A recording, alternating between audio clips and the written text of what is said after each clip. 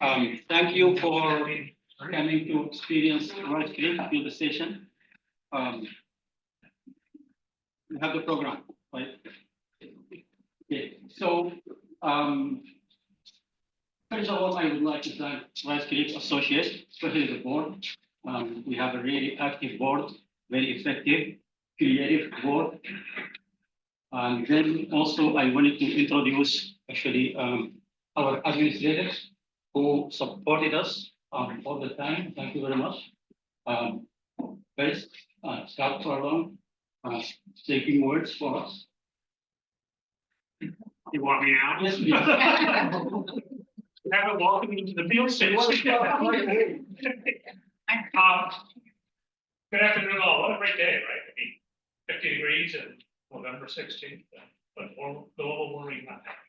We always select the best days. My name is Scott Furlong. I'm the Provost and Vice President of Academic Affairs here at SUNY Oswego, and I just want to welcome you both to SUNY Oswego, those of you who are not from SUNY Oswego, but also to the Rice Creek Field Station.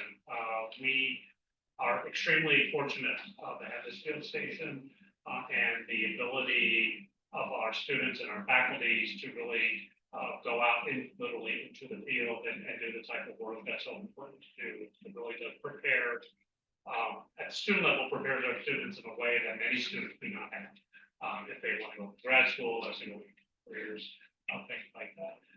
It's also, as we all know, just a beautiful location to take in when you need that time to just sort of communicate with nature. And so I look forward to this event every year. This is my, I think, 8th one of these now. I think I missed one, but this is my 8th one of these. I love watching the presentation, seeing the work that's being done, and really want to applaud the research being presented and the students, the work you're doing, and don't forget to thank them for their support and everything. So welcome, and I look forward to seeing you. Okay, the next is our Dean of Class, Kristin. Good afternoon. It's good to see all of you out here. Thank you, Kamal. Thank you, and thank you, RCA. I talk to maybe 1,000 prospective students and their family members every year. And when I talk with them, I always say, you should go to Rice Creek. Rice Creek is my favorite place. My favorite place on campus, my favorite place off campus, my favorite place. Because it's so special.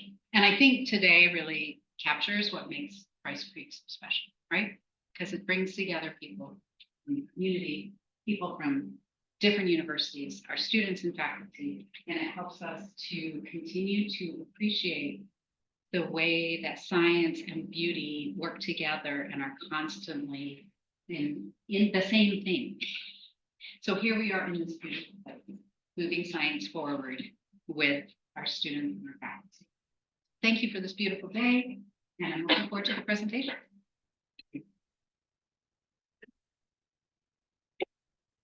Hi, everybody. I'm Andrew McElwain. I am the chair of the Small Grants Committee for Rice Creek Associates, and I'll be introducing each speaker today. Hi, I'm Laurel Artz. I'm president of Rice Creek Associates, and RCA, Rice Creek Associates. We are dedicated to supporting the efforts of the field station, many various efforts, and small grants is one of the most important. And since 1996, we have funded over 110 projects at over $140,000 the latest figures. So, yeah.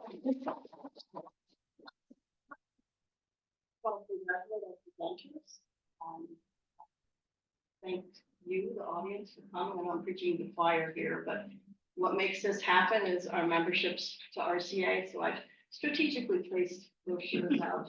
If you're interested, we have very reasonable rates. There's a form here. You can register online. Just check us out. We do have many different things going on. We just had a very successful auction, and we support. That is going towards we're working on accessible trails. So we have a lot of things we're doing, but Small Grants is really one of our anchors, and we're glad you're here to hear the research. And I too, my happy place is one of my favorite spots since I was a little girl, and that's why I keep coming home to later. So thank you, Scott. Thank you, Kristin, for being here, and thank you for all of you supporting our students and joining.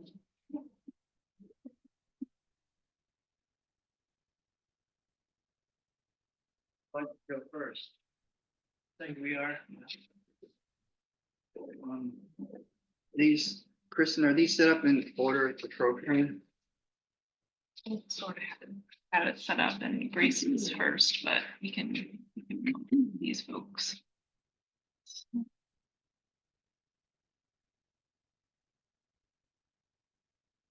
Alrighty, so everybody. So first up, we have Casey Hiller and Zane Hiller, who are students in the biology department. They are zoology majors, and their advisor is Kaitlin Fisher. And they're here to talk to us about mycobiomes and migratory birds at Rice Creek Field Station. Thank you. How's it going, guys? So as Dr. McElwain said, we're with Dr. Fisher, we're analyzing the microbiome pasture birds here at Rice Creek.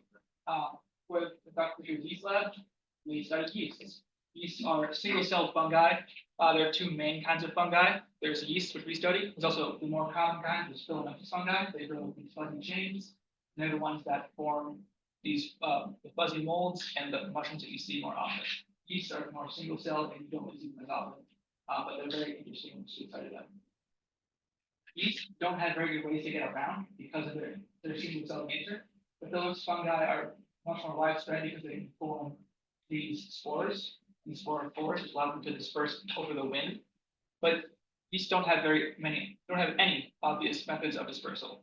So we're going to we want to figure out how they disperse so far. Despite the fact that yeast don't really have any obvious means of dispersal, we're still finding yeast that are dispersed all over the world. The probably best example is Saccharomyces eubayanus, which is the ancestor of all lager strains. If you ever had a lager, you've had something involving Saccharomyces eubayanus before. They're native to Patagonia, like far southern South America, but they've been discovered all across the world, anywhere from North America to China, and they made it all the way to Bavaria in Germany in the 15th century when lagers were first invented. But how they got there is still unknown.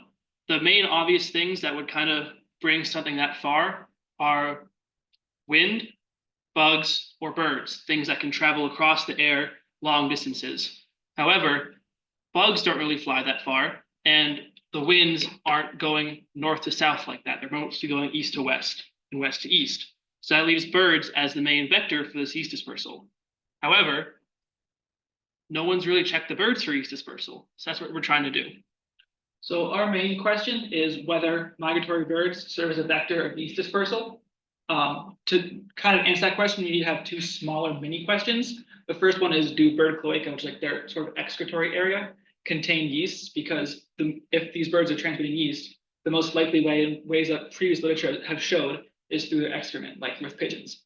So if they're excreting these yeast and dispersing them that way, then it stands to reason that their cloaca should contain yeast.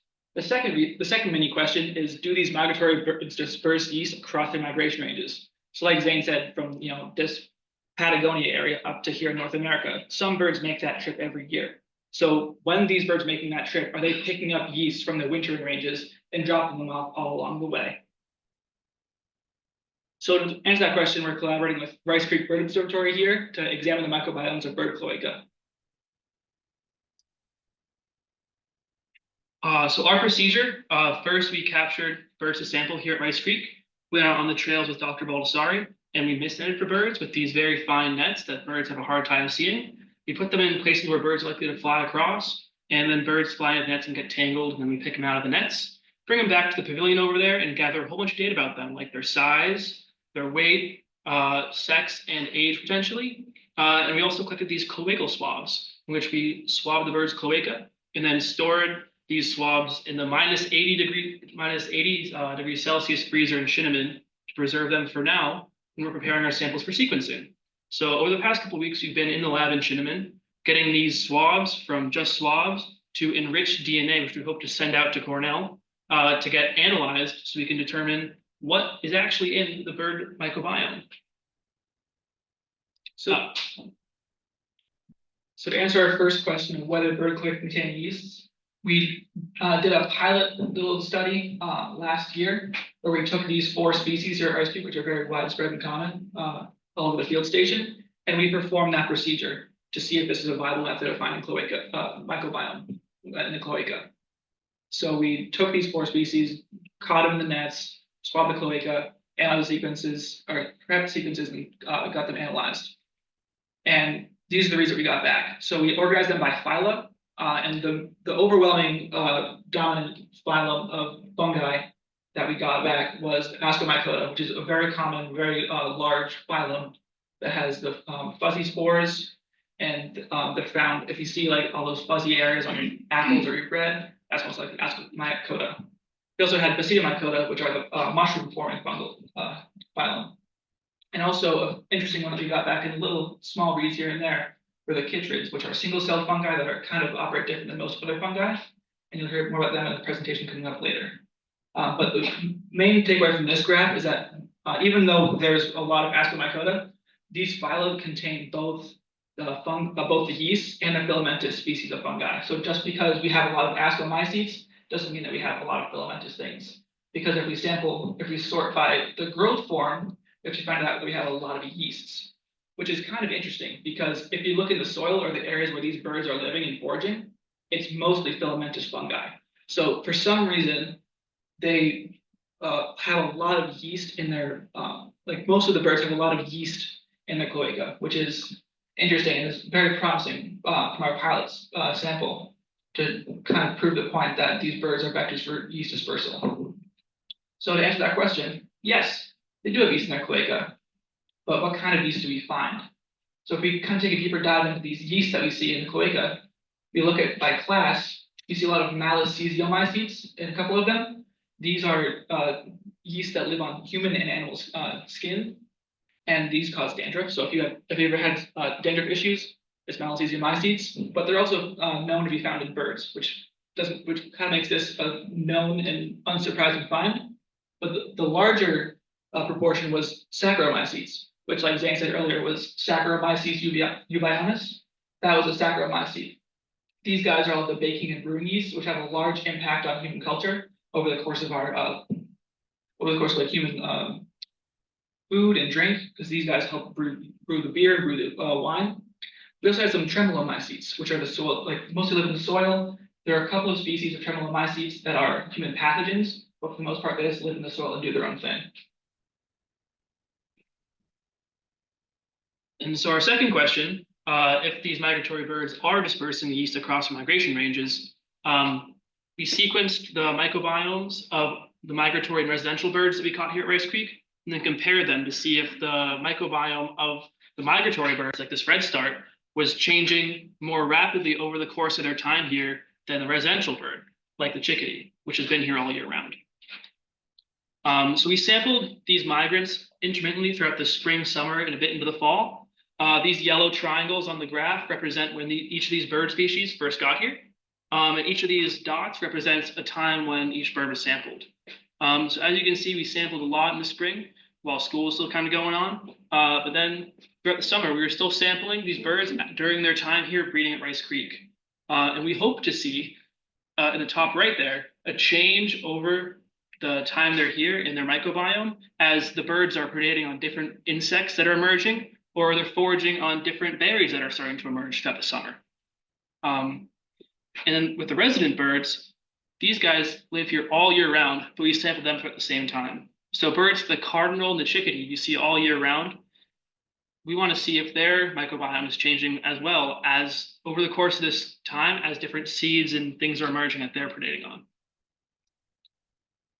And then in the end, we're going to compare the residential and the migratory microbiomes to see if there's a more rapid change in the migratory birds to indicate that they're arriving to Oswego with a different microbiome than they left with. Because if it's changing at a similar rate, it means their microbiome probably didn't change as often. But if it's changing rapidly, it means that they're picking up a new Rice Creek microbiome when they're living here and eating here and doing everything here they're going to do over the course of the summer. So to kind of circle back to our, so to kind of circle back to our two main like mini questions. For our first one of whether bird flu could contain yeasts, our pilot study said, yes, they do contain yeasts. Most of the fungi we actually found were yeast, which is very interesting and very promising for the second phase of our study, which is whether migratory birds disperse yeast across their migration ranges. And for the answer to that question, we don't really have it yet. Like Zane said, we're still working on prepping our samples for sequencing. So once we get those sequences back and analyze those, we will have a definitive answer we can hopefully tell you guys. And so the timeline for the rest of the study, currently, we're really honing in on that analysis between the migratory and residential birds. And like I said, right now we're preparing our samples for sequencing. In the spring semester, we're hoping to send out our samples and then also get them back at some point in the spring as well, so we can start analyzing our data and ultimately figuring out if these birds are vectors for yeast dispersal. And with that, we would like to thank the Oswego Yeast Lab and Dr. Fisher for being such a great resource for us and giving us guidance through all this process, as well as our lab mates for Henry and Danielle for just being there and helping out if we needed more hands. Also thank the Oswego Bird Behavior Lab with Dr. Bolisari for being a great collaborator and letting us tag along on banding days, as well as all of his banding assistants for putting up with us when we tried to swap stuff. And it was a little bit extra work, but they were more than welcome, more than happy to accommodate us. We also like to thank SUNY Oswego for giving us this opportunity. We came here with the intention of doing research, and Oswego lets us do just that. We could not get this opportunity anywhere else in the country. So we're very thankful for Oswego for giving us this opportunity.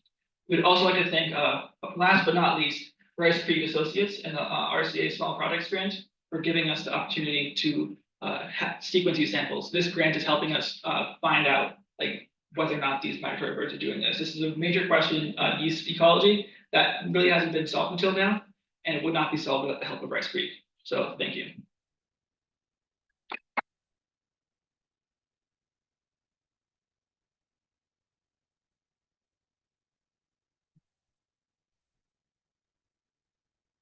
First of all, I enjoyed the presentation, very good. Thank you. I really liked it. You're preparing the samples for analysis. What preparation?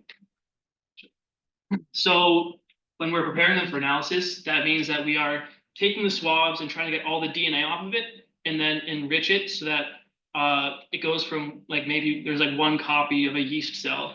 We run a PCR process to try and amplify those sequences that are determinate as far as we can in yeast.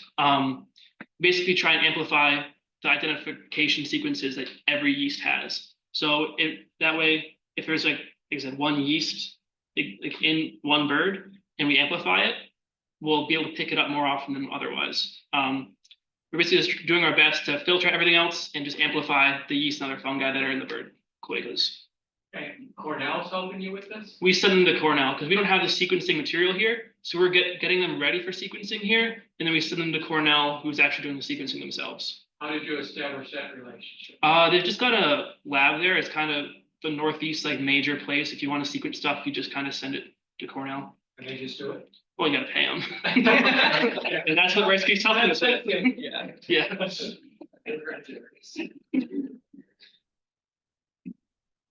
Not my field, and thank you for explaining it in the way a novice person could understand.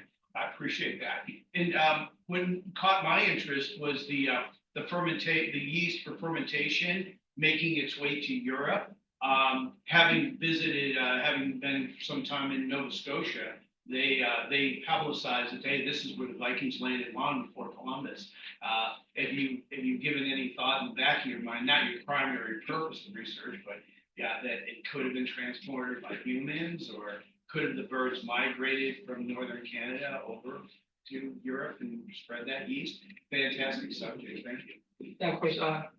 That is definitely a possibility. That maybe migratory bird brought the yeast from Argentina, for example, up to Nova Scotia, and then the Vikings found or brought it back accidentally. But also there are birds that migrate from Argentina, from South America over to Europe and Alaska, and just make that jump over to Eurasia. Really, I would have never known. It does happen. Yeah, they're bird migrations are super weird. Sometimes they also just get lost. Birds from here will get lost. North American species get lost in Germany and the UK. So it could be like a bigger, like that could have done it. So like there's a plethora of possibilities and like we don't have the time of mind for that, unfortunately. Like it'd be amazing to find out that like, oh, is this one bird in like, 1400 that did it? But it's very interesting and there are like, because there are only like three main ways, like Zane said, the wind, the bugs, the birds. The chances are very good that it was the birds, but there is a very real possibility that it could have been like people bring it back accidentally on those expeditions, like you said. Thank you. I thought I would add an addendum to that comment that the Food and Agriculture Organization, the United States, the United Nations got a series of guides for living resources, and one of them there's a shark guide, and then basically they have everything you want to know about sharks in addition to the diet, and then songbirds and woodpeckers are routinely found in the digestive tract of sharks that are caught way offshore.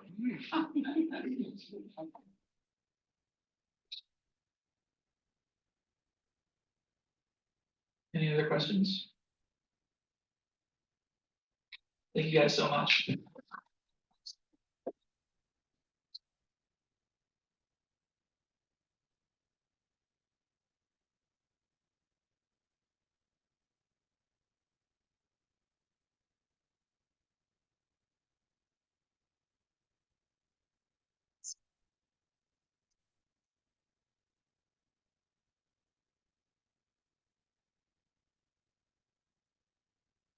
But next we have Grace Cordone. She's here to talk to us about amphibian disease tracking in local populations in Oswego County. Grace? Hi. I hold this, and this is my phone. Okay, You can probably pin it if you want. it seems like too much work. Okay, hi, everybody. I graduated from here in 2023, but I am still like the one representative of the project that still happens to be on campus. My name is Grace Cordone. I'm BS in biology from Oswego, and most of my undergraduate research was spent doing the amphibian disease project, mostly in the lab, not really at Rice Creek, but like we have both, I promise. So, bit of a background for everybody. Slight problem with amphibians. They're dying, guys. It really sucks.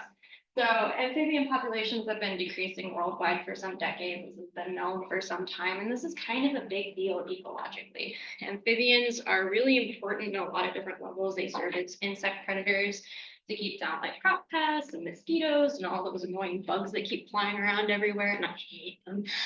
They're important for ecosystem regulation. They keep nutrients cycling through the environment, and they are also really good members of trophic webs. So food webs, they are both predator and prey animals, so they serve multiple levels in the trophic system. They're also indicator species. The amphibians are really sensitive to their environment. So if something happens to be going wrong, oftentimes scientists will be able to ascertain what it is by judging the amphibian response to whatever the disturbance is. All this to say, these guys are really important, even though you don't really notice them all that much. They're kind of slimy, not gonna lie, but they're really important, guys. Like they're really good little parts of biodiversity, and it really is a problem that they are declining. So this is from a paper published in 2023 about massive amphibian die-offs, so Dolichonyx et al. If anyone is interested. This graph shows like the amount of species that are moving into higher risk levels in the red list of extinction. The graph on the left is primary drivers of decline from, I think, 1980 to 2004. And the graph on the right is the drivers from 2004 to 2022. And they're pretty much the same, different levels, but the main drivers are all the same. You have habitat loss, climate change, and disease. So these are all drivers that are sending amphibians like higher up the list of extinction, kind of a big deal. Disease a bit more back in the day, but it is still a pretty present threat now. So two major diseases that are known to cause mass amphibian die-offs are ranavirus and chytridiomycosis, which are the two diseases that my project tracks. For ranavirus, it's a double-stranded DNA virus from the family Oryzivoridae. It's a kind of cool, I mean, I love DNA viruses, they're just so weird. Ranavirus is actually present worldwide, like they found it on 5 continents so far. It can infect the skin, so like a superficial infection, you see like red ulcers and like oozy stuff. Again, they're so gross. And also it can go deeper and hit the organs, which can cause necrosis and later death. And this guy is pretty serious. Like some species will see like a 90 to 100% mortality rate once they're infected. So it's not anything to sneeze at. RIP guys. Infections are usually higher in the spring and the summer, which makes sense because coronavirus is primarily like a contact driven thing and amphibians are more active during those time periods. It can be transmitted through physical contact, like during breeding seasons, ingested and infected tissues, if the amphibians are really desperate for a source of food. Cannibalism is illegal, guys, but the amphibians don't know that. It can also come from ingestion of contaminated water. For chytridiomycosis, you guys have heard of these guys already 10 minutes ago, yay. This is caused by a subgroup of fungi from the group Chytridiomycota. These guys are fun because when they reproduce, they shoot off these little mobile zoospores that go off to find a host to live in. They end up infecting the keratins cells in the skin, which is kind of important for amphibians since they do a lot of their gas exchange through the skin. So usually this just leads to like lethargy, like cloudy skin, abnormal movement, sometimes referred to as the zombie fungus because of the abnormal movement. Mortality rates do vary by population, but it has caused multiple mass species die-offs and has led to extinction in a lot of areas. So a bunch of factors in disease prevalence for this because it is a living thing infecting another living thing. Temperature, breeding patterns of different amphibians, like which species it is, some show higher susceptibility than others, and the amphibian life cycle stage. So enter us, 2012. I am 12. I have no idea what any of this stuff is, but Dr. Sophia Winston and Jennifer Olori decided to start the Amphibian Disease Project here at SUNY Oswego. Since we have such a lovely area that we can use to like sample stuff, they thought it would be a good idea to go maybe take a look and see like what we're looking at in terms of our amphibian populations and how they are responding to disease. So the objectives here, the Northeast presents like a bit of a unique ecological environment, especially with the Great Lakes. So we have a fun little temperate zone because, you know, the Great Lakes are freaking awesome, man. Like it's a pretty unique space. So they wanted to see like what the presence and prevalence of BD and RV were like in this area. They wanted to take a look at like the correlation between different environmental factors and disease prevalence. And they wanted to take a look across different time lines and different areas. So we sample in Rice Creek, we sample in Snake Swamp, which I think is west of it, east of it, I forget where exactly, but Independence Park, which is a little bit east of here, mostly here though, because, you know, it's just such a great place to sample, you know? So the other big goal here was to provide students with field and molecular biology experience because this project has two components, right? We have to go collect the samples and then we have to test them. So it ended up being a really good way to get students into a lot of different research areas in the field and in the lab. So first bit, field sampling, I'm going to admit straight out, I am not super familiar with this one, guys. I've been exactly once. I do not like mud and I do not like bugs. I am happy to be in my nice, clean, mostly sterile lab. But when we do go out in the field, there's a lot of different stuff that goes into it. We have to first off catch the guy. Like that's a little difficult sometimes because they are quite slippery. We record the weight, the length, and the species. We know any like external characteristics, like if it has any external parasites. We know whether or not it has any obvious wounds, and we check if it's a recapture, because if we've already caught the guy and we're sampling it again, like kind of is a problem. But luckily, it's kind of easy to tell because we take a little bit of tissue every time, so you can check if it's a healed digit for like a frog or a toad or the healed end of a tail. So then we take the small tissue sample of either the digit for a frog or a toad or the end of a tail, and then we vigorously swab the skin because remember, chytridiomycosis is in the skin, so if we get a swab, theoretically, we can get a bit of fungal DNA that we can work with.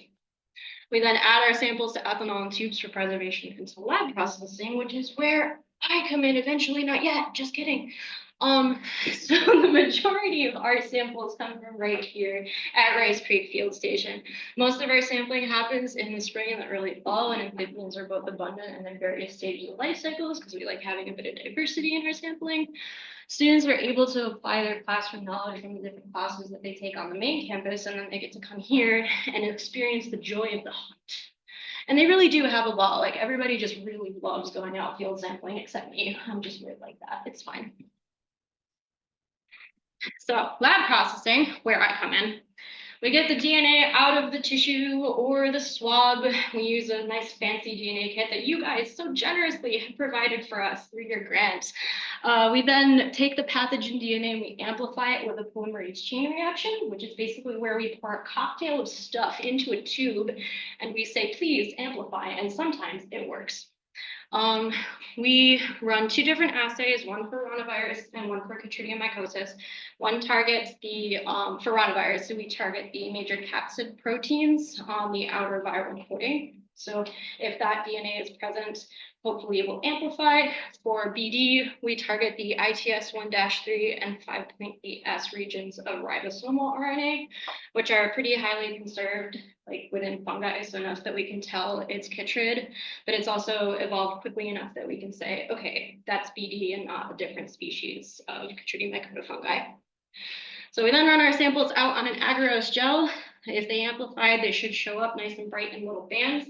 Our big bands get caught at the top, they move pretty slowly. Our smaller bands move pretty fast and head out toward the bottom. And we can then compare that to a known ladder, which this pointer work kind of, you can see over here, this is a known ladder of weight sizes. So we do by 100 base pairs. This is 1, 2, 3, 4, and so on and so forth. And then we can just compare like our bands to the ladder and our positive controls to say whether or not we have a presence of disease. So for the top, I know the bands are really thin, sorry, but this guy is positive because it lines up with our positive control over here and is somewhere around 500 base pairs, which is where our positive coronavirus is. Down here for BD, those guys amplified about 120 base pairs. So this guy, this guy, this guy, this guy, and our positive over on the far right. Cool. So far, we have found that ranavirus infection is not associated with environmental conditions, which kind of makes sense. It's a contact-driven disease. Usually this is coming from amphibians coming into contact with each other, not necessarily in relevance to any like weather data. So that makes sense so far. We do have a really weird kind of like different over time, like variation over time that we're looking into a little bit more deeply, hopefully in the near future, which I think will be really cool to kind of see, like, hopefully like why that variance is so striking. For BD, we found that BD infections are correlated with environmental factors, which again makes sense. If the living thing affecting another living thing, but you got to have all of the conditions necessary in order for fungal growth to occur. So we found that the correlates are water temperature, like cloud cover, relative humidity, whether or not the conditions are good enough for a fungus to be able to grow and spread. So why this study? That says great. Why this study is great? It's not just for student mental health. Like, we all have a blast with this, but we know that it is for a good purpose. Ranavirus is not as well studied as Chytridium mycosis. It is considered more of an emergent pathogen. We also do not see a whole lot of longitudinal data in a lot of the studies that have been published on amphibian disease prevalence. So, NRS, we have 12 years of data from the same populations in the same spot. Like, that's pretty crazy that we have that and we can now analyze it. And that is all thanks to Rice Creek letting us run around and collect frogs and salamanders and toads, but you know. So a lot of student skills have been gained through here. You have field techniques, you have lab techniques. I'm not going to go through and list them all. There are a lot. If you overlap, luckily, like I managed to do once and only once, you will get all of it. So plenty of stuff to do. Plenty of students have contributed to this. Like, this has been such a huge source of different presentations, research to come out of this project. People have done honors theses on these. Like, people have presented this research in conferences like across New York State. Like, this is just a really neat way for students to get into research while contributing to a bigger overall environmental problem. So as direct results of the Rice Creek funding, we use our Rice Creek Small Grant to purchase DNA extraction kits. It can be really, really hard to get DNA off of swabs, especially since there's so little of it. And thanks to the Rice Creek Small Grant, we have been able to get a really good extraction kit that allows us to get just as much as we can off of those swabs. So because of Rice Creek, we have about 350 students that have participated in this over the last 12 years, like that have been able to get research experience that they will see in the field wherever they go, in the lab wherever they go. It is incredibly useful. We have been able to process 750 samples this year because of the DNA extraction kits that we were able to purchase. So this has allowed us to continue our data collection, allowed us to continue our analysis, and it has set up new paper publications, hopefully, for the next part of our longitudinal study, which should look at the 2017 to 2023 samples. So our future project goals, we want to continue surveying local populations and gathering data because we've done it for 12 years. Why stop now? Our newer samples need a whole lot of statistical testing to check if the correlation between the environmental variables will stay the same or if it has shifted. I would like to test the effect of climate change on disease prevalence because that would be, I feel like, a really interesting thing to look at since climate change can shift the breeding patterns of amphibians. And since rhinovirus is a contact-driven disease, breeding patterns really have a pretty solid effect on whether or not it transmits.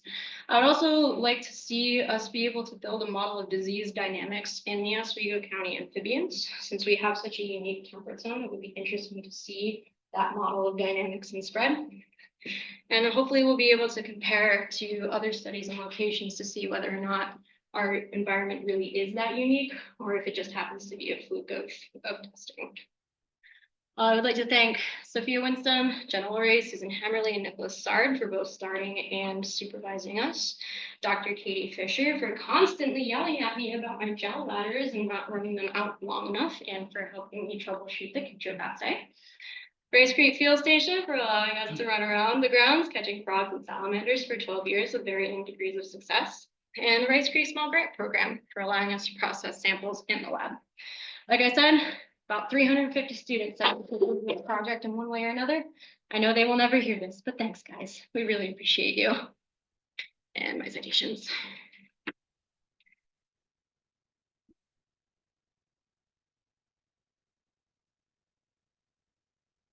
Please tell me no. Yes. What's the virus? Are either of the viruses transferred to the eggs that are created after the contact? Ooh, that'd be a fun question. I actually don't know. We usually go for adults or like really young adults in the survey because when we carry samples in samples, it kind of works out really well and we have to show a bunch and it's kind of, you know, common included. So I'm actually not sure, but that would be really cool to get into, and I'm going to do that.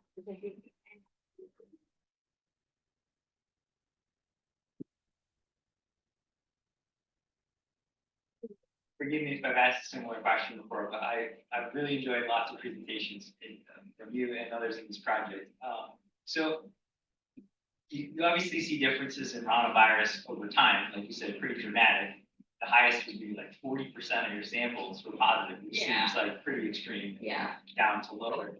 I've always wondered if there's any way to try to correlate that with changes in the population, right? I know you've got sort of sporadic sampling, so it's hard to know, right, if there are changes. But like the years where there was more rhinovirus, were there fewer amphibians, or was it concentrated in certain species? And I don't know if that's something. Just from the nature of the study, which is really just a bunch of students going out grabbing some frogs and salamanders, it would be difficult to ascertain full population dynamics from the data that we have. So unfortunately, I don't think that's a question we would be able to answer. Just because we don't have like full population data. We have the from which samples that we have collected.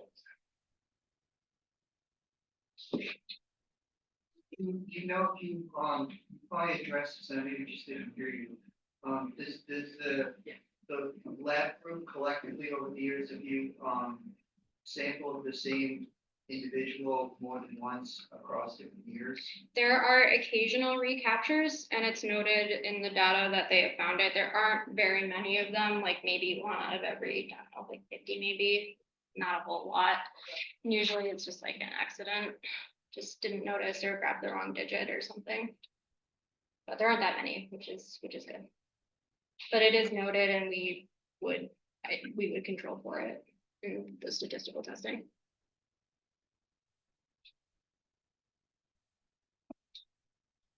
Yes.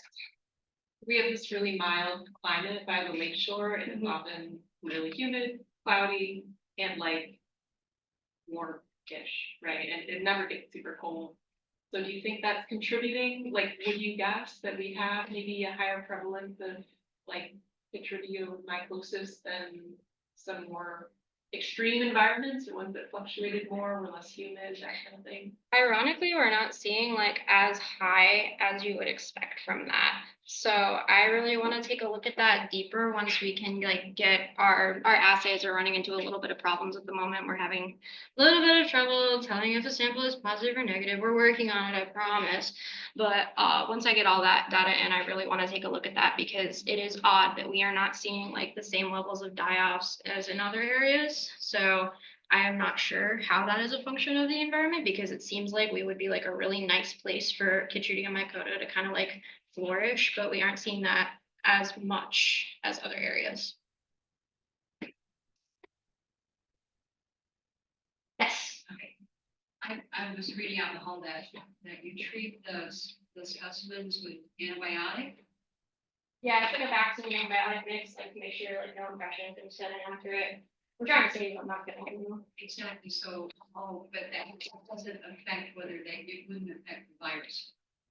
Oh. It's if they have like a pretty solid infection, like it's already gonna be like deep tissue, like it's gonna be there.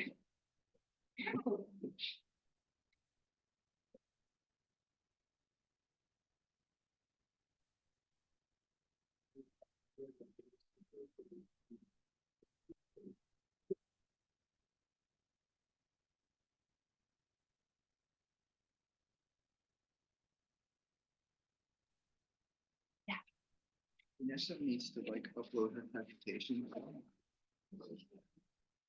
think it's on the cloud. She's okay.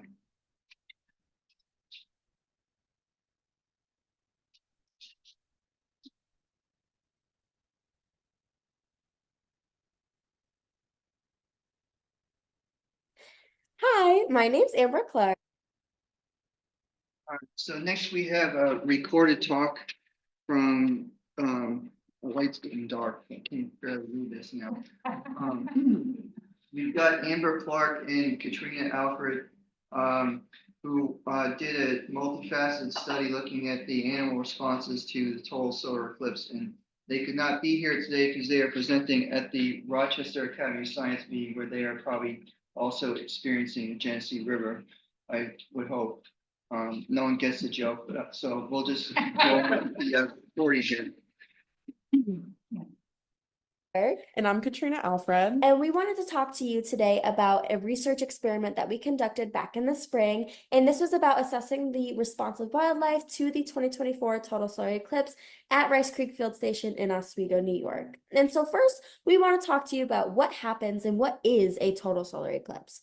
This occurs when the moon crosses paths between the sun and the earth, and in turn, it casts a shadow onto the earth. And when this happens, we see a couple things with temperature, wind, and light levels. We see that the temperature can drop anywhere from 5 to 15 degrees Fahrenheit, allowing the air to become a little bit more humid. We also see that the wind speeds are going to decrease, and there are cases where during totality, winds could completely stop. And then with light levels, we also see that light levels are going to start to decrease. And so when it comes to animal behavior, we can see that all of this can affect their daily rhythms, it can affect their migration patterns, it can affect their predator-prey interactions, and it can also affect their circadian rhythms. So like Amber said, the totality being present could potentially affect animal circadian rhythms. So we are going to talk about that for a little bit. Circadian rhythms are something that most animals have. They are internal clocks regulated by the light cycles and dictate when animals are active, whether that be during the daytime or the nighttime if they are nocturnal or diurnal species, respectively. These are approximately 24-hour cycles of behavior and physiology, and they're also referred to as the internal biological clock. And this can be shown in this graph here, where it shows the different types of activity, the onsets, offsets, the running periods, and the phase shifts of both nocturnal, the black bars, and diurnal, the gray bar species. So knowing this and having our experiment being focused directly around vocal activity, we did find some research that said that vocal activity is correlated to light, temperature, and wind patterns. So we did expect to see some type of difference during totality for these animals that we chose to study. So, like I mentioned before, our research specifically was assessing the response and the behavior of wildlife at Rice Creek Field Station to the total solar eclipse that occurred on April 8th, 2024 in this past spring using passive acoustic monitoring devices.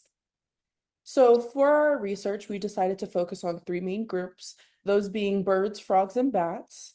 For birds, we hypothesized that they would stop singing as totality approached, and vocalizations would significantly decrease or completely stop during totality and leading up to totality. For frogs, we hypothesized that various frog species will vocalize in response to the decreased light levels during the period of totality. And for bats, since they are nocturnal, we hypothesized that bats would become active during totality and maybe vocalize as well.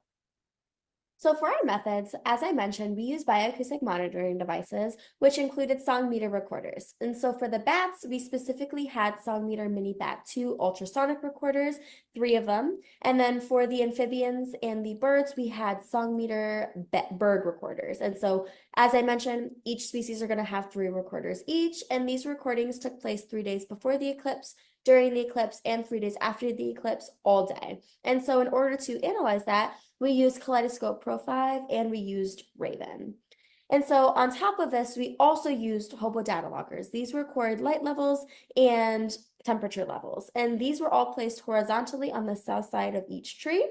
And these recordings are also 3 days before the eclipse, the day of the eclipse, and 3 days after the eclipse. The difference here is that for the 3 days before and the 3 days after the eclipse, we recorded for every minute, whereas on the day of the eclipse, we recorded for every 10 seconds, as we knew that the levels would be changing more frequently and faster. And so in order to analyze this data, we are still looking at the amphibian and the bird data, but we were really looking for the start and stop time of the vocalizations. And we are also looking at this hobo data logger for the light and temperature levels and just seeing if they were going to reflect that of our papers that we have looked at. And as you can see in the picture on the right, this was an example of one of the song meter mini bat 2 ultrasonic recorders with the hobo data logger on top of it, and that reflects of what it would look like across all of our recorders. So this is a map of Rice Creek Field Station where we conducted this experiment, and it basically shows you where each respective recorder was placed in relation to where we know these species congregate. So the blue circles are for the frogs, the yellow squares are for, no, the blue circles are for the birds, I apologize. The yellow squares are for the frogs, and the pink diamonds are for the bats. And so first we wanted to talk about the birds. Most species are diurnal and they vocalize less and less as the day progresses. And there has been a lot of anecdotal claims in the research that we have conducted of birds going quiet or even completely silent during an eclipse. Studies also indicate that the effects on behavior could vary, whether it be by species as a whole or by individual bird. And so a lot of the birds that we recorded during the eclipse were mostly local birds, as this was prior to the migrant spring birds coming back. And so in looking at the auditory analysis, for all of our species across the board, we use spectrograms in order to look at these specific vocalizations. And so a spectrogram is just a visual way to represent the strength of a call over time at various frequencies. And so for all 3 of our species, the spectrograms are going to look slightly different for each, but it also can look different for each individual animal as well. And so on the spectrogram across the board, we're going to see that the y-axis looks at the frequency in hertz, whereas the x-axis is going to look at the time. And so one of these spectrograms that we have to play for you today of a bird during the total solar eclipse is of a northern cardinal, and that's what this one is going to look like.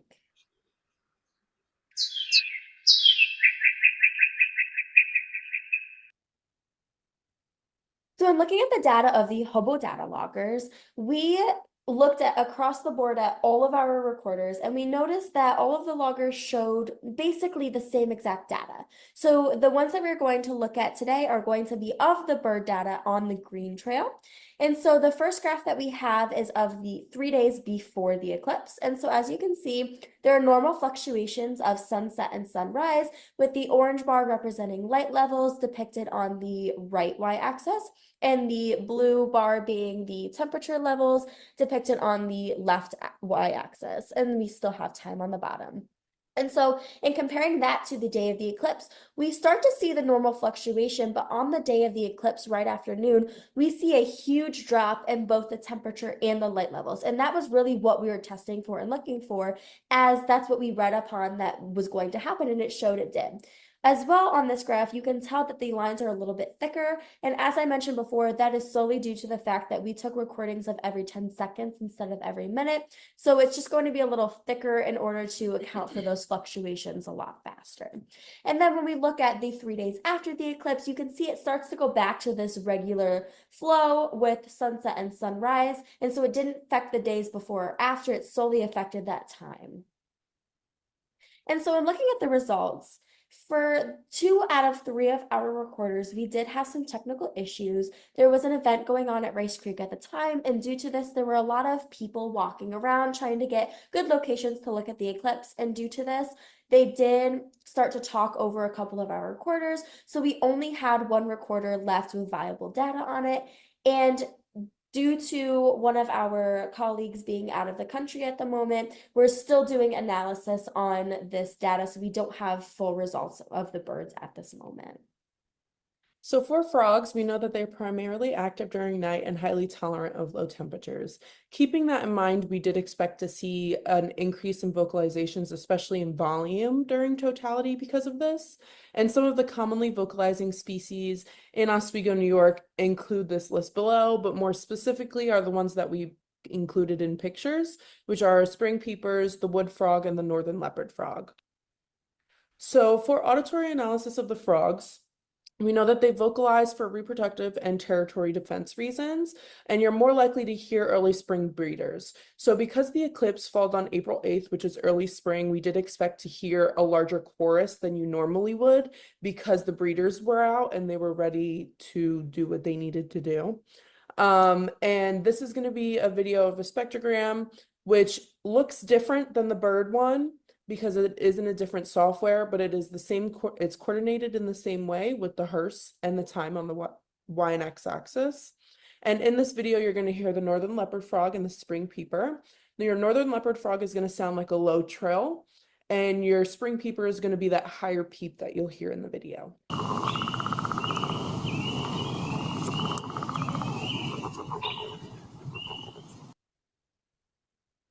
So for our frog results, we did find that the behavioral response varied at each site that we put a recorder.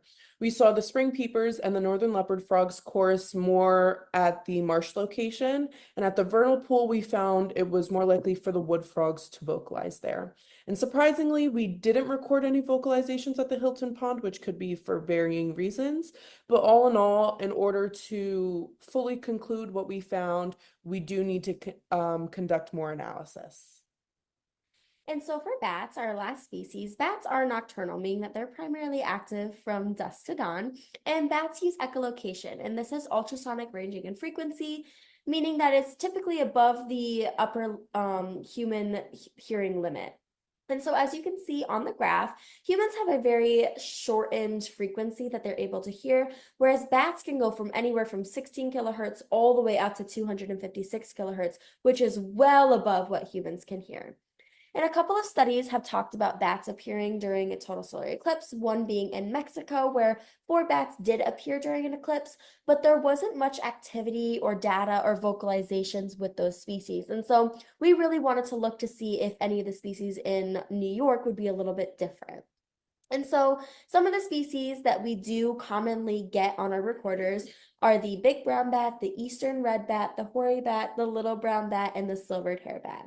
And so for the spectrograms that I'm going to show you today, that is of the silvered hair bat. And the very first one I'm going to show you is of a spectrogram during the total solar eclipse of the silvered hair bat at normal speed. And so you're not going to be able to hear anything, but that's what it's going to look like. And so because their frequency was so high in pitch, like I mentioned, you didn't hear anything. So what we did is we took that and we brought it down to 1/8 of the speed. And in doing that, you're able to look at all the calls, you're able to hear all the calls, and you can tell whether or not they're in like a feeding frenzy or if they're searching for prey or anything like that. And it's going to be able to look a little different depending on species. So we're able to look at that as well. And this is what that recording looks like.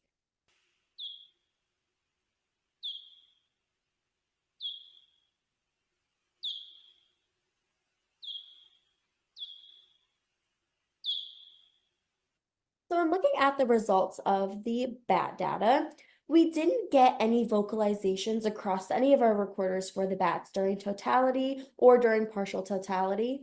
But that being said, we were at the event at Rice Creek, and as you can see on the graph, we did get a visual observation of a bat flying out as totality was coming to an end. But unfortunately, as I mentioned, we didn't get any recordings of vocalizations, and that could solely be due to the fact that their roost could have been in a location not near one of our recorders, so we just didn't get any of them. And interestingly, on top of that, our data also showed that the bats didn't change their behavior the night of the eclipse, meaning that they didn't become active a little bit before or after when they normally did the 3 days before. So overall, in conclusion, although the response to the total solar eclipse was not as drastic as we had hypothesized, the local wildlife, more specifically birds, bats, and frogs, were shown to be impacted by this rare natural phenomenon by expressing similar behaviors to those that would be used at nightfall, whether that be the decrease in vocalizations that we saw in the birds or the increase in vocalizations for the frogs. Some limitations that we experienced during this experiment included some of the recorders being overpowered by human activity, more specifically human communication, which completely drowned out our recordings and made the data unusable. And along with this, some Hobart data logger information was not accurately downloaded, which also made that unusable. For the future, we do realize that we would need more recorders in order to get more recordings to get more data, as this would make our results more sound in what we find. And in addition to this, we would need a better location setup, hopefully one that has little to no human activity, so that we can decrease the odds of there being any type of human communication that could drown out our recorders and nullify some data. In all, we want to give a huge shout out and a big thanks to our advisors for coming up to us on such an amazing opportunity to be able to work with them and their team. So we want to thank Dr. Olori, Dr. Sago, Dr. Baldessari, and Dr. Haynes. We also want to give a really big thanks to our fellow undergraduate students, Desiree Mins and Griffin Cutney, for working on the bird data and the amphibian data and being able to record those. We also want to give a really big thanks and shout out to the RCA Small Grants program for allowing us to be able to purchase the recorders and the Hobo data loggers to be able to actually conduct our experiment. Thank you so much for taking time out of your day to listen to about our experiment. If you do have any questions, feel free to get into contact with Dr. Haynes. She should be in attendance right now, and she will put you in direct contact with us so that we can answer possibly anything that we can for you. Thank you.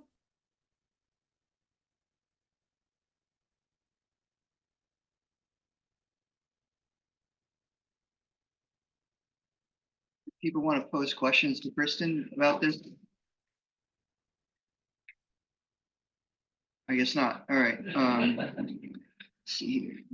So next we have Nikki Knecht, who's going to talk to us about her work this summer with Bobolinks. Okay.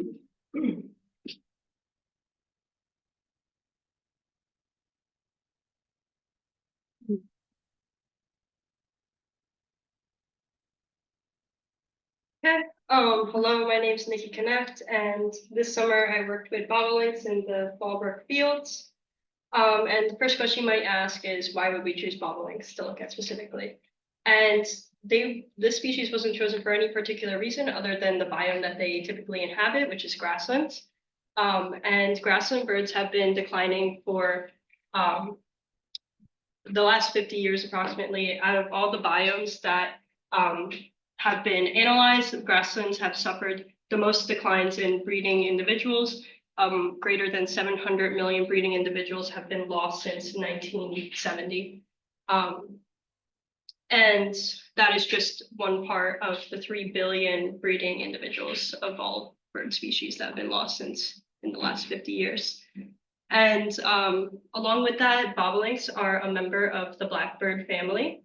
And that family has also been declining for the larger part of the last century in New York. So they're a species that's in need. And so the main reason that these grassland species are suffering is due to habitat loss. Bobolinks are fortunate in the fact that they're a little bit more flexible than other species, and they can actually utilize agricultural fields created by humans, but unfortunately changes in agricultural practices recently has led to affecting their reproductive success, particularly mowing.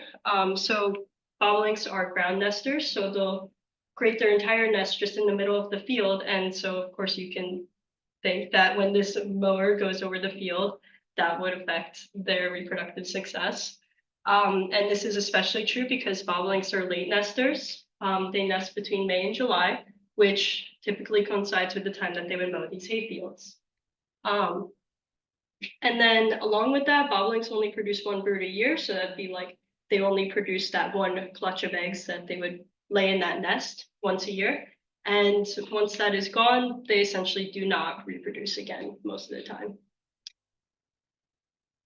And so one way that this problem can be solved is through the management of controlled agricultural fields that have little to no mowing.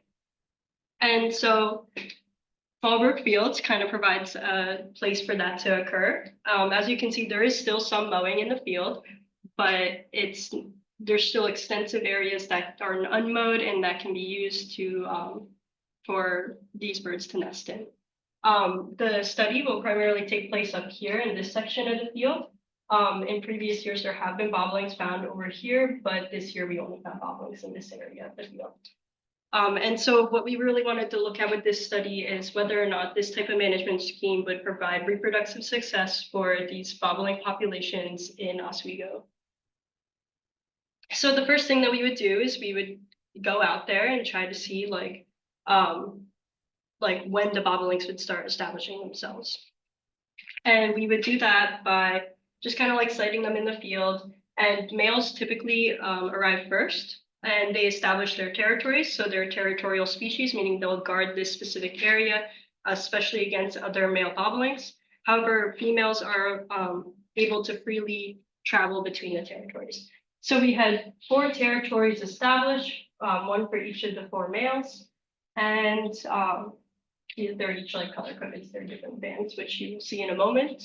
And then after the males had established, we had some females arrive to the fields, 5 in total.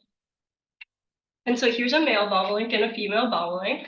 As you can see, they're very different. They're different in color and in size. Males are slightly larger.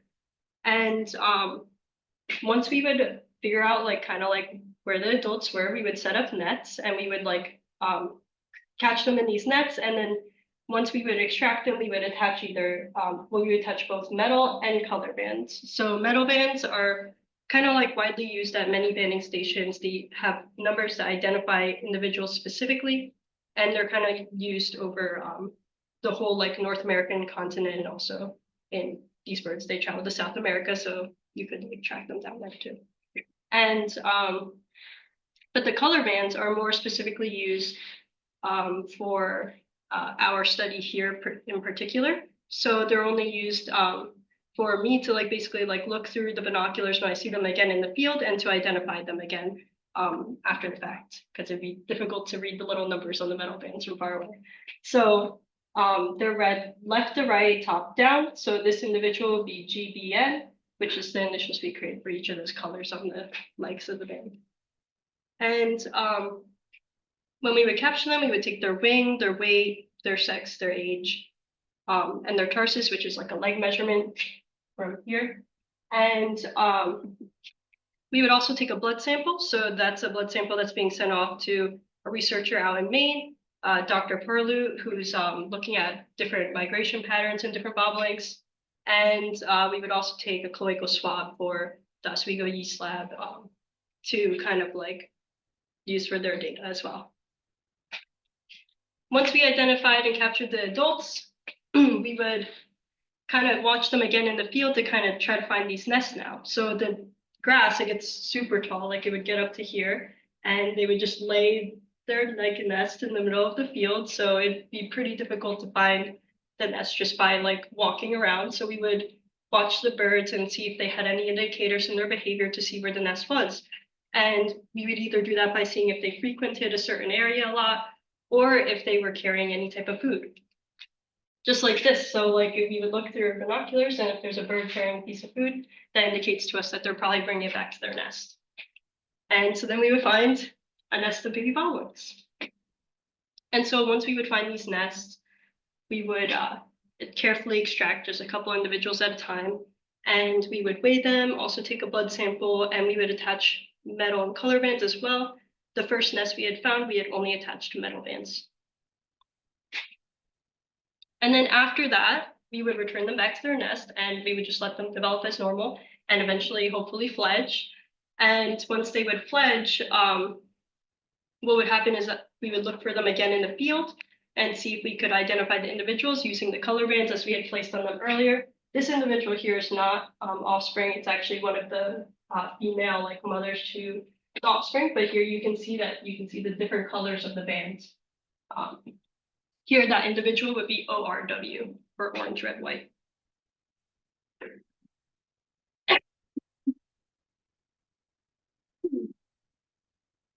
So, in our results, we found that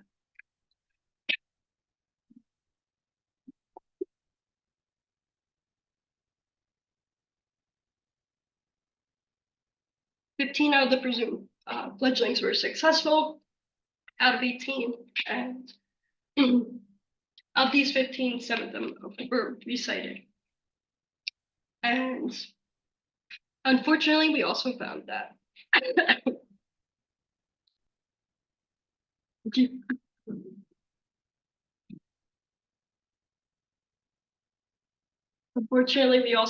that 3 of the offspring had either been predated upon or passed away.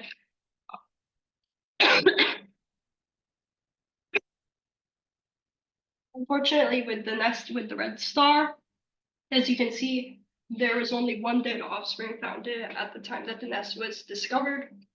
So this nest, we don't know what had happened to it, but unfortunately it had completely failed. And that was the nest that was in this more farther field over here.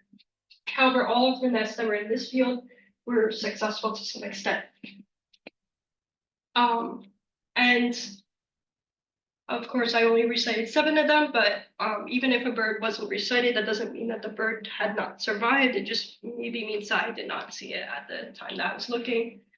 But regardless, this is a good indicator for success of the fields, that the fields are highly reproductively successful, as there's a large proportion of nests that had successful offspring. We also did have 1 polygynous male, which is also a good sign for the field, and that just means that there's a male that has multiple female reproductive partners.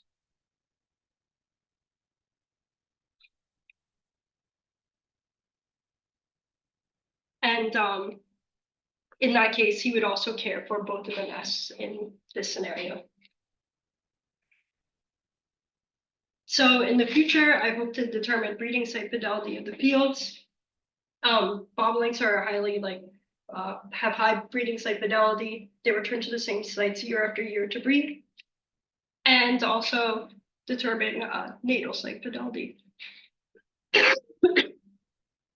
The species, they don't exhibit as much natal site fidelity as breeding site fidelity, but we could still look for it by identifying the same individuals that had hatched from the field the year previous. We would also like to monitor future territory numbers and locations. So they don't tend to nest on the edges of the field, instead choosing to nest in the center of the field to avoid predation. This can limit the number of territories that can be in the field, and so that can indicate the capacity of the fields to us in the future. And so Oswego, and the Bobolinks, our relationship with them, we can see that patches like this matter. We had a highly successful year with this managed scheme, and little efforts like this will eventually add up in the end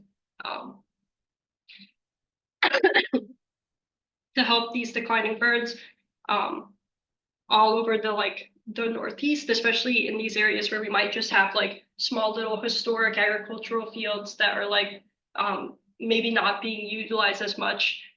A little tiny patch that's maybe just slightly bigger than a football field could really matter. Even if you had a larger property yourself and you had at least a couple acres, you could reserve a part of that land, and that could be used for bobolinks in the future. They do follow human made boundaries in terms of mowing. So if you mowed your field or if the field is mowed in a specific way, they will not nest in the mowed areas. They will only nest in the areas that are having high grass. So that will also prevent any like worries that may happen in those management schemes. And also, just having like a habitat like this, especially for declining grassland birds, it can really promote the biodiversity in the area. Especially for a campus like SUNY Oswego, where there's like a lot of students who are highly interested in this type of like ecology and like just animals in general. Just having a place where we can promote not just birds, but other grassland species would be very cool. So yeah, I just want to say thank you so much for all of your support, especially Rice Creek Associates for providing support for this project. It really means a lot. Of course, also SUNY Oswego for like just kind of allowing this project to exist as well. And then also thank you to like partners in like the Oswego East Lab. So thank you so much.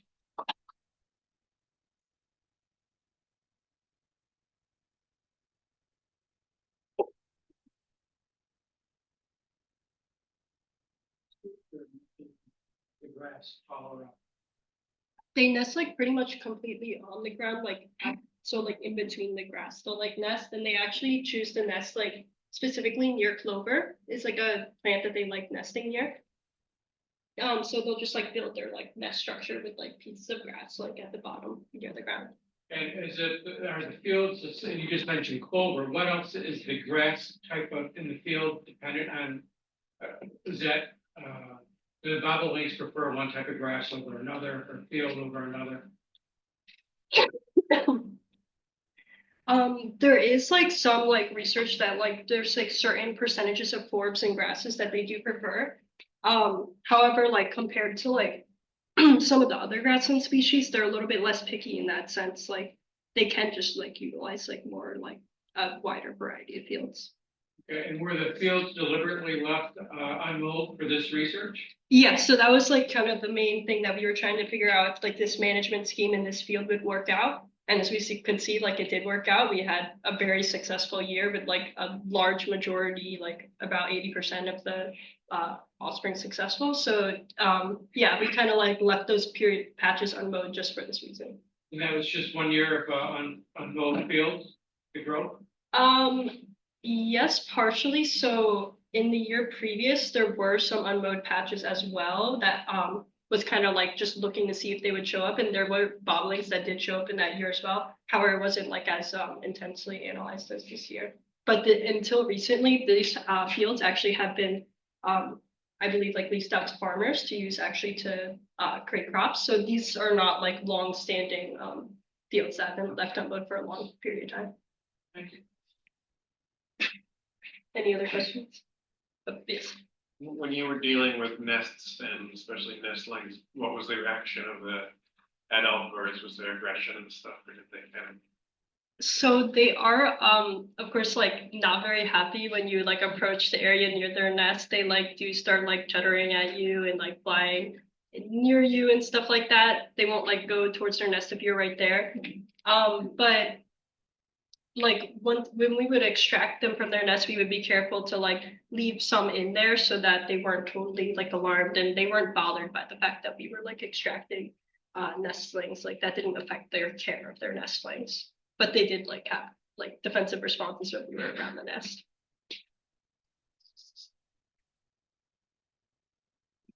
I noticed in the territory map, they're all kind of clustered together. Do you have an idea why they just choose to be close to each other instead of spread out more like the edges of the field?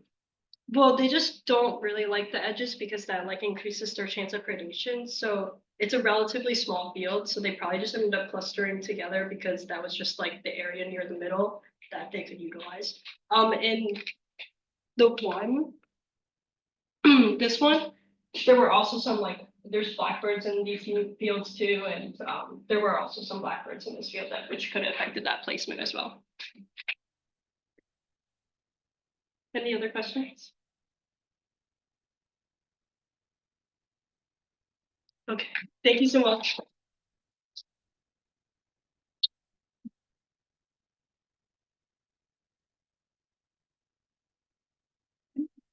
Next, we have Vanessa Maike, who's a faculty member in the computer science department, who's going to be talking to us about using robots to teach animal food chains and computer programming to early learners. And Vanessa, I believe you have to load your presentation here.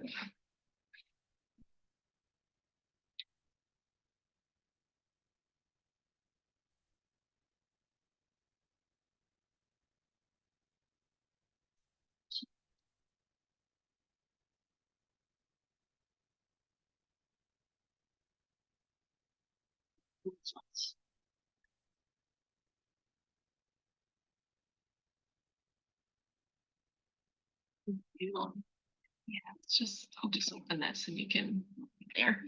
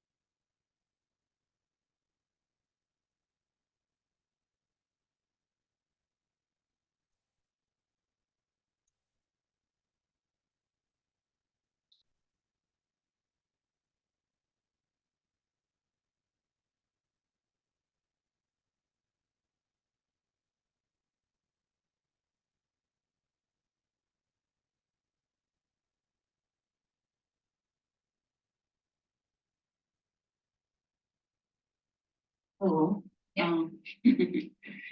My name is Vanessa Maike. I'm assistant professor in the computer science department. I'm mostly teaching the human computer interaction program. So today I'm talking about using robots to teach animal food chains, computer programming to early learners. It's a very long title, but we'll unpack all of that. Part of my master's was in computers in education, so I tried to revive some of that with this project, which is very interesting. So the agenda here, I'm going to talk about some background and motivation, then talk about the technology that we used, then research goals, and then go over some results. Start with background and motivation. We have this man called Jean Piaget. He lived from 1896 to 1980. He was a Swiss psychologist known for his work on child development.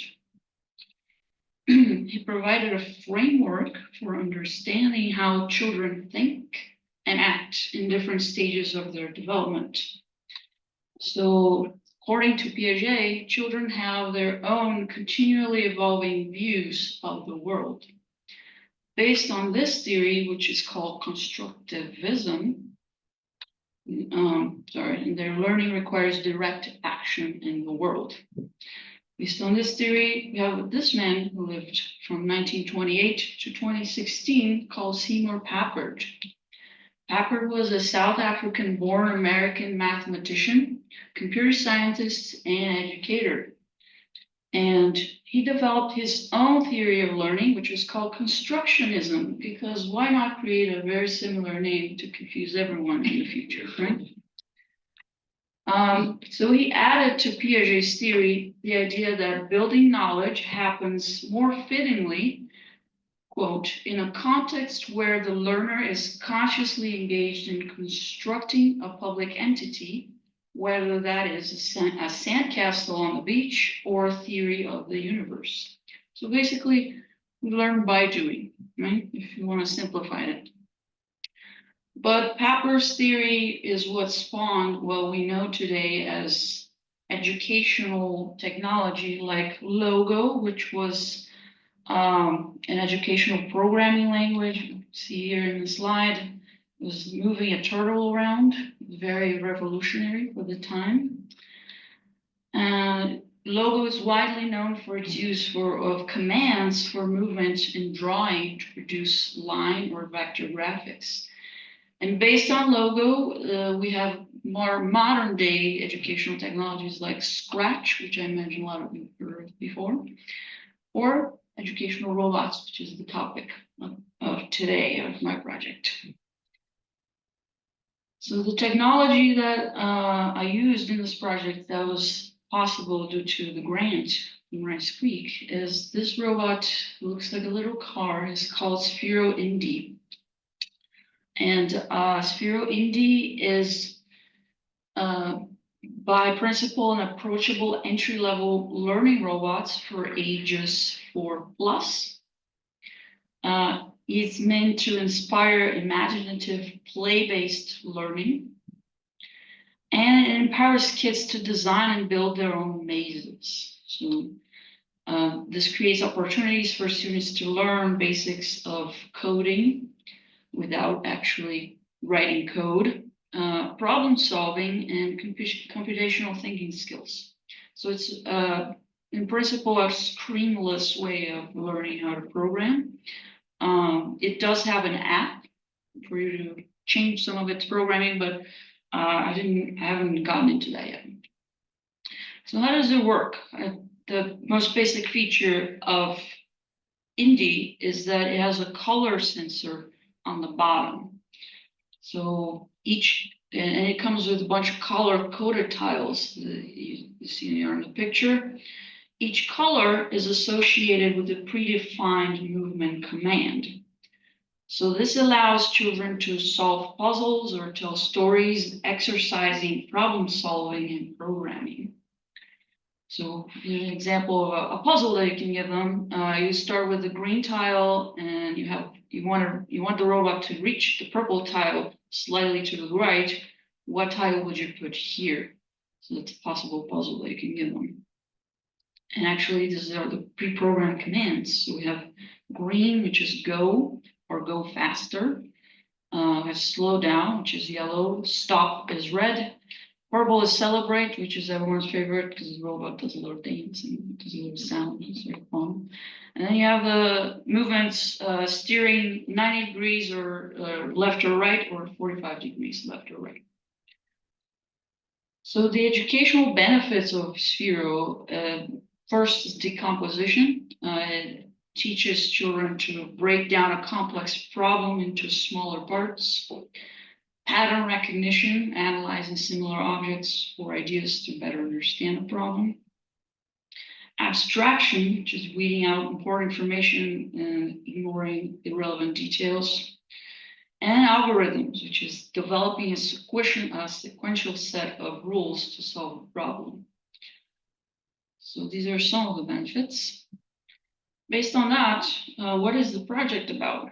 So the main goal of this project was to create replicable hands-on workshops for the Rice Creek Field Station. The workshops should integrate foundational concepts from both computer science and biology, which is not really my field, but I tried. So these were our objectives in terms of the workshops. The workshop activities should be focused on building and testing solutions as quickly as possible to really highlight or emphasize the hands-on part of it that the robots provide. So they serve this purpose really well. And it's different from when you code in the computer. You write the code and then you compile it and you run it, and then you see if the results are the way you expected them or not in the computer screen, which varies depending on what language you're using or what type of technology you're using. With the robots, you can do this almost instantly by placing the tiles and seeing what the robot does. So that's a very almost instant form of debugging. Like, is my solution working? I'll place the robot and see what happens. Place the robot on the tiles and see what happens. Also, another objective is that all the workshop materials, including lesson plans, would be openly available to the public and to the scientific community. The aim of this is to guarantee replicability within Rice Creek, regardless of staff changes. So, you know, students come and go in waves, so staff changes every so years. So being able to have these materials easily available for future staff is important, and maybe replicable in other places. In terms of content, the workshop should include basic computer science concepts, especially problem solving. And it should include basic biology, which is the food chain, as the topic I chose. So concepts like prey, predator, producers, and decomposers. And this content should be contextualized within Rice Creek's fauna and flora. So I used a lot of your field guides to produce the content for the workshops.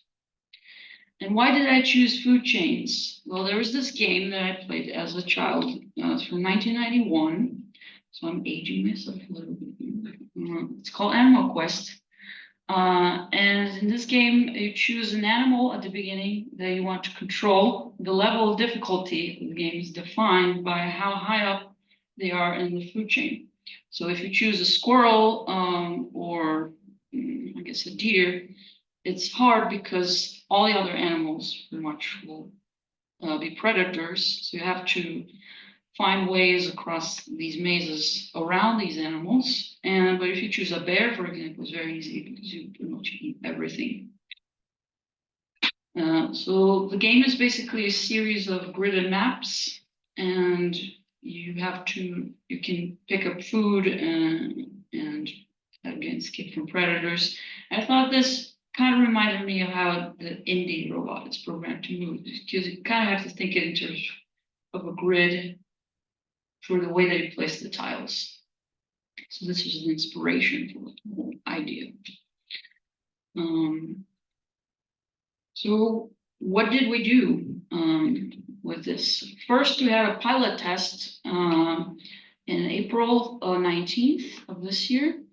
The goal was to test the logistics of having multiple groups working with the robots at the same time. So we have a total of 9 robots, and I couldn't bring the suitcase, but they each come on a little suitcase with tiles, a set of tiles.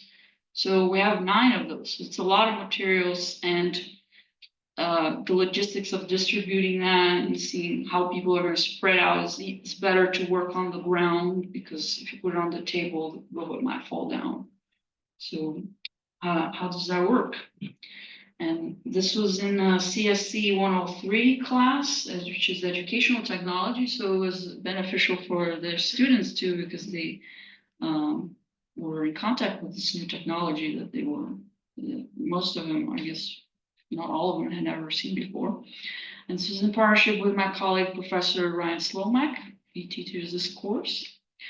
So students were divided into 9 groups, because again, we had 9 robots of 3 to 5 people. And we asked them to play around with the robots and brainstorm ideas for the Rice Creek workshops. We already had some ideas, but maybe, since you are future educators, this was their exercise, right? So what did we learn from this pilot test? The purple tile, the celebration, was preferred over the red tile, which is just a blank stop. And these are adults, so you can imagine it's the same happened with children. How tiles and robot are lined up is important for trajectory, because if you turn the robot a little bit on top of the tile, it might move straight and miss the other tiles that they lined up. So that's a bit of a design flaw, I guess, but it's part of the whole thing. So they can stray away from the tiles, and my student actually found out that it keeps going for a limited amount of space, which is, she estimates 1.5 feet. And this is especially true for 45-degree angle turns, because it's kind of hard to tell how much is 45 degrees. And sometimes they overshoot it, or they put it in the wrong place. They found out that 2 robots can be on the same track at the same time. So again, adults, they build a racetrack and made the robots race each other. And they also try to figure out how fast the robot would go. If you stack up 3 or more green tiles, it will progressively go faster, but there's a limit. It only goes, speeds up 3 times or slows down with the yellow 3 times. And it's also useful to find out a cheat sheet. It comes with the robot, with the suitcase, but it's useful for knowing what color goes what. So after the pilot test and after learning about possible dates for summer workshops, I brainstormed ideas with my student, my HCI student Jessica, for different age groups. So we talked with Kristin, and we learned about the different age groups that were coming for summer camps.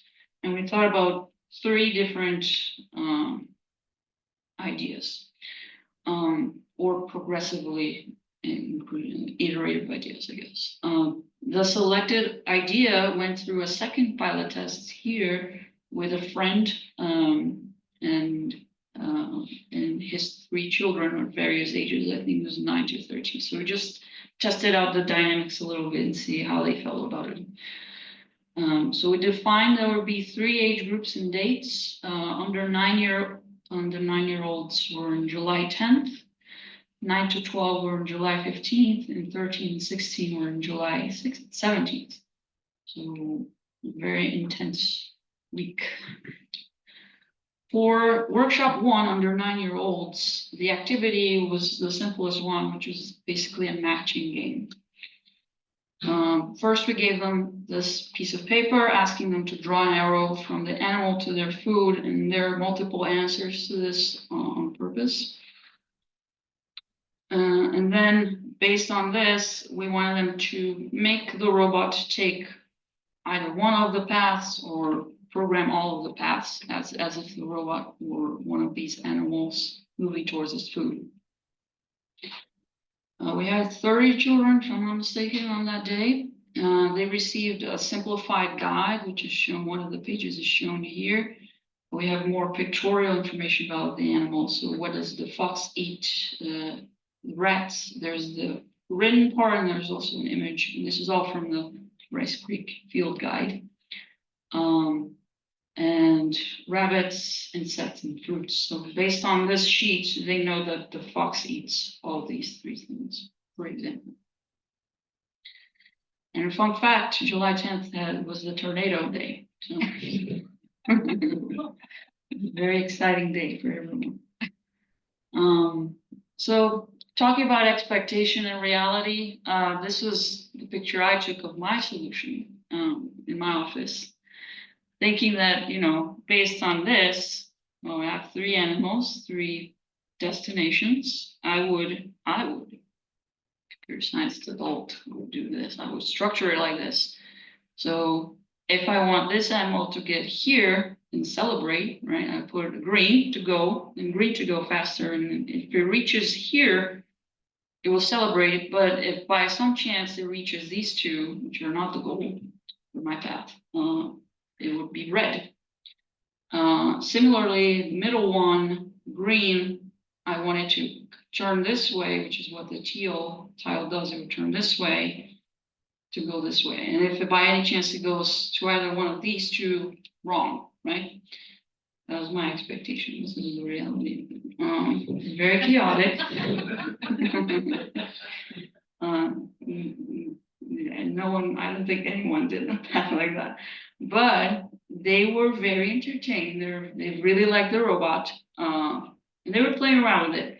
I think for this group, the main challenge was sharing, because we divided them into groups of 3 or 4, and they had to share the robot. So they had a hard time with that. But other than that, they understood the concept of the moving and the tiles and everything. So I think they had fun. And they also did the activity sheet pretty fast. So that was a win. For the workshop 2, 9 to 12-year-olds, we did the matching game first, and then we moved on to a simple food cycle, something like this. We showed them as an example to show that you have producers, a primary consumer, and a predator possibly, but also decomposers. So for this workshop, I believe we had 30 children. I could be wrong. That's the number I have. They received a more elaborate guide in the first group. So it wasn't pictorial, it was more,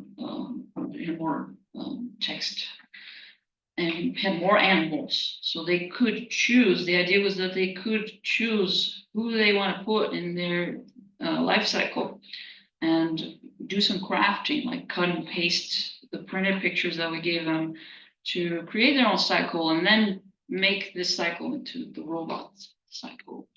Looping is a concept in computer programming, and so it's a challenging one, but especially for the robot.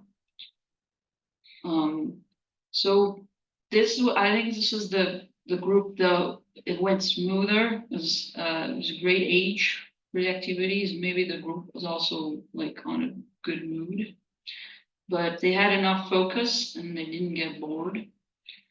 First group didn't have a lot of focus, because they're very young.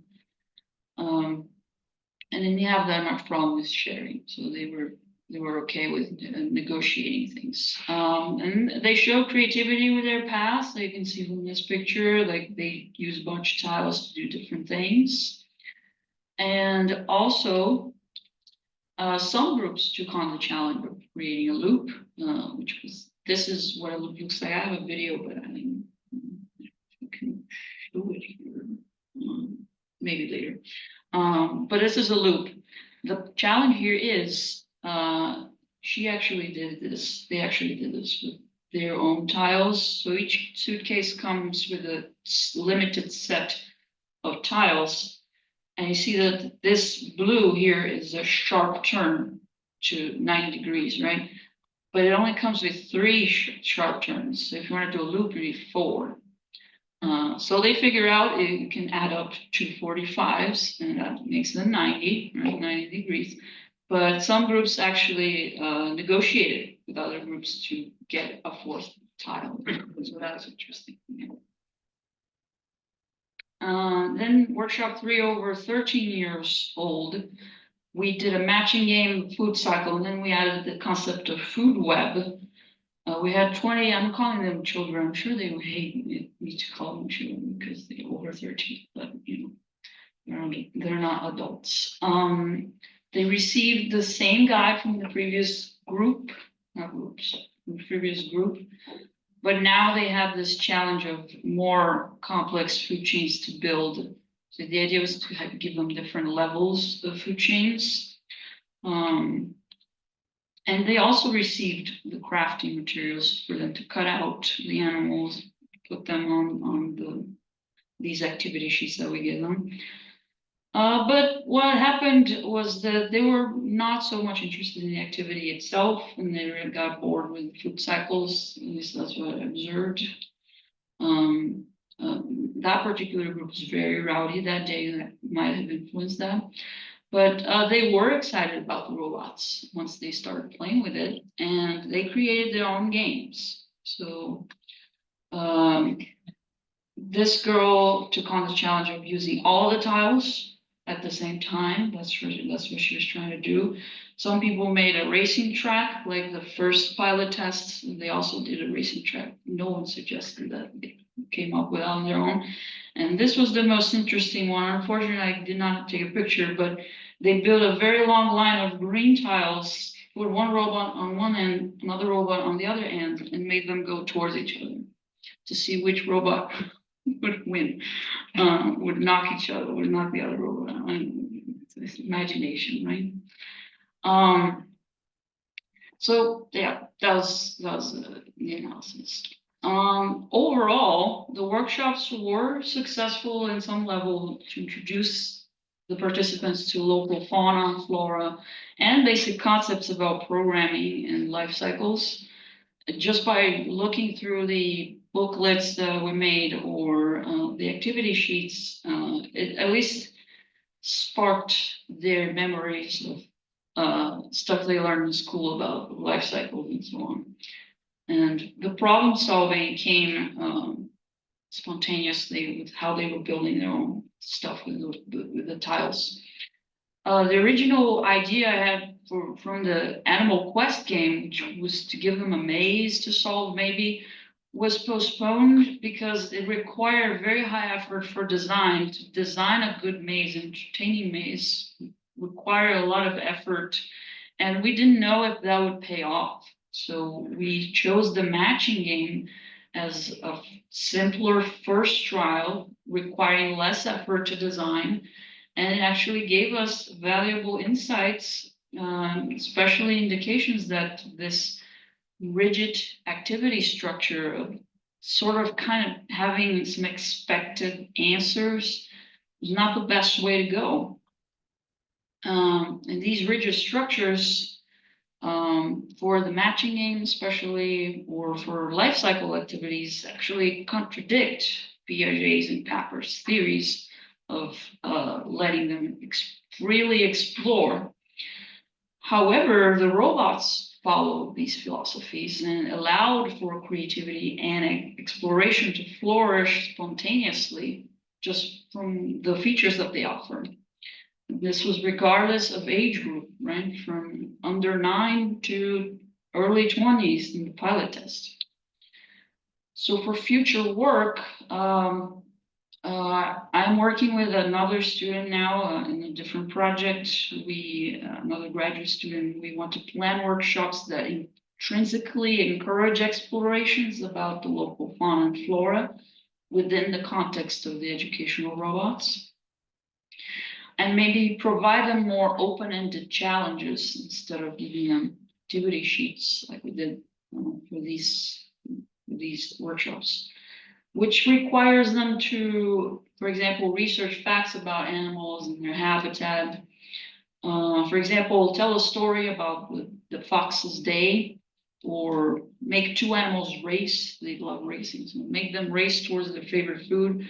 Maybe let them create their own games, but give them some tools to look up educational materials on their own instead of trying to force that into the activity.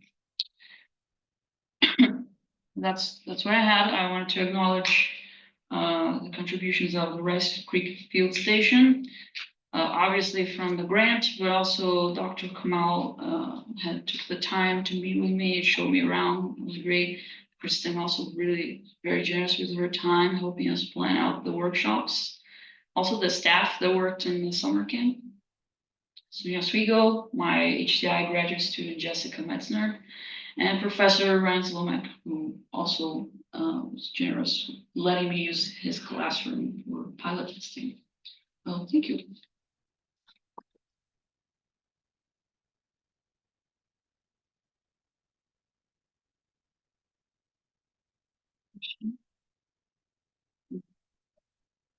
Where'd the idea come from?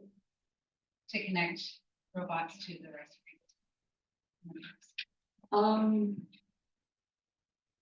A friend of mine asked me to buy the Inspiro Indy for his son, and I thought it was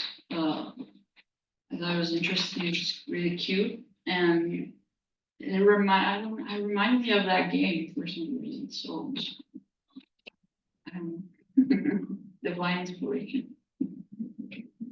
So I'll follow a different question. So what about, how would you connect Vygotsky's non-proximal development with the older age? I'm wondering if the activity was just too easy. Yeah, probably.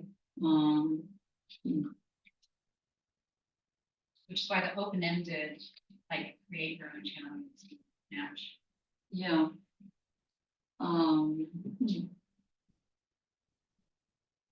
I need to brush up on my Vygotsky knowledge. I'm not sure. Like they're ready for this at each particular stage. And if it's too easy, they don't engage, and if it's too hard, they don't learn. Yeah. Okay. Yeah. I think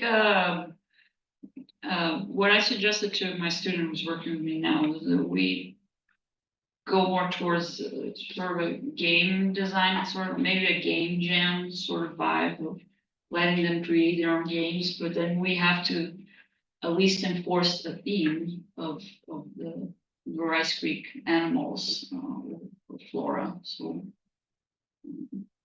I think that would be the most interesting path to go, like a game jam, which is usually just a theme. Thank you.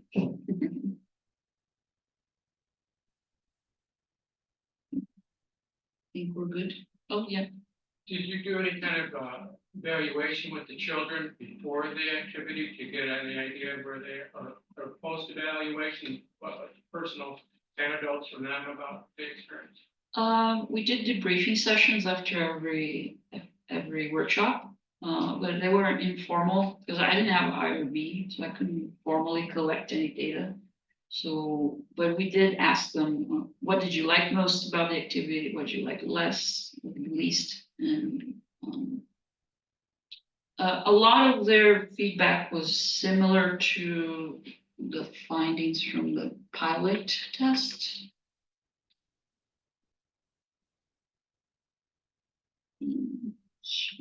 Sorry. Like purple, they all talk about purple, like it. They complain about how the robot sometimes steers off. Thematically, I don't remember anyone say anything about the activity itself, like the food chain or anything like that. They were really focused on the robots. But mostly those, they like the robot. They didn't like, first group didn't like Sherry. And yeah, they like the purple. And problems were mostly technical problems, I think, that they reported at least. Thank you. Vanessa. Yeah. I think you said the each robot comes with a set number of color cards. Yeah.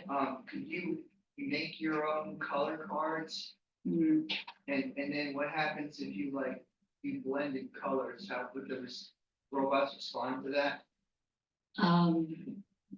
I haven't played around with the app because they have an app that you can reprogram the colors, but I think probably not because it's very sensitive to the color. Like what they call red, it's actually orange, like the bright orange from traffic cones. That's what they call red, and I think it's probably because of the sensor. Okay. And so I think that they probably tested a lot of the color range. So I think it would be hard to, I don't know if it allows you to program in your own color. And creating your own tile, I think is also hard because it's sensitive to how the materials are reflective and all that. Okay. Yes. Observation or question, but I had just started teaching about 40 years ago when TRS-80s were the big thing. Everybody was using the local robot and the kids loved it and they loved the programming aspects.